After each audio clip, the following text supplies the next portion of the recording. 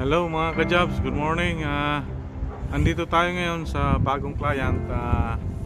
Mayroon daw silang ipapagawa sa atin na ano daw yung storage.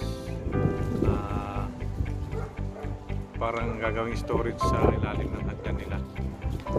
Yun ang ipapagawa ngayon. At ipapakita ko rin sa inyo. Okay?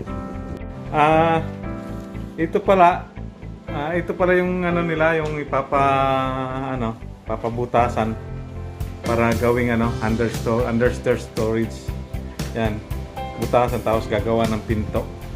Yan siya. Dito na area banda. Yan. Malaki-laki din tong trabaho kasi ang likod nito simento kaya mapapalaban tayo dito ng gusto. Okay. Ang una natin gagawin is sukatan muna natin siya. Sukatan muna natin kung gaano kalaki ang bubutasin natin. Tapos yun ang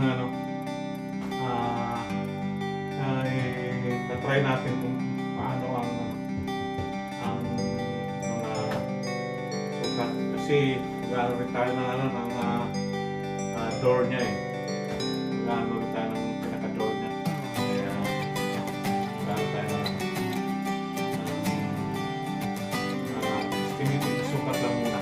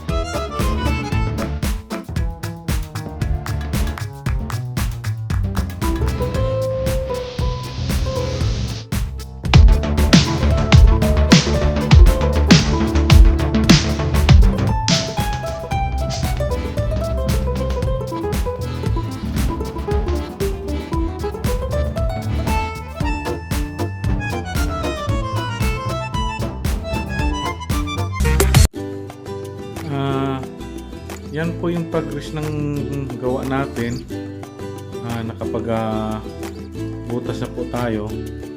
Tapos bukas siguro tatapusin na lang natin yung mga yung remaining na blocks. Tapos lilinisin natin sa loob. Then after maglalagay na tayo ng door jamb, pinaka door jamb niya. Tapos lili-out na rin tayo ng para pang ng pintuan. Yan. Okay, hanggang dito lang muna tayo. Shoutout nga pala muna tayo. Shoutout sa Team Bungisngis, kay AC Chessy, Bilab, Only Wilson, Mamita, Yini Amoja, Charisby, Tina Rulrig, at iba pa, hindi ko na mabasa dahil sa dami. Shoutout dyan sa inyo mga Team Bungisngis, mga gwapa. At saka kay Rolly Marshall ng London UK, at saka kay Jojo Carpio, shoutout po sa inyo. At saka sa kay Miss Alma Anderson ng Free Residence Quezon City, shoutout po dyan sa inyo. Hanggang dito lang muna tayo, at saka na naman tayo, babalik na naman tayo bukas. Please like, subscribe and comment below. Thank you, bye bye.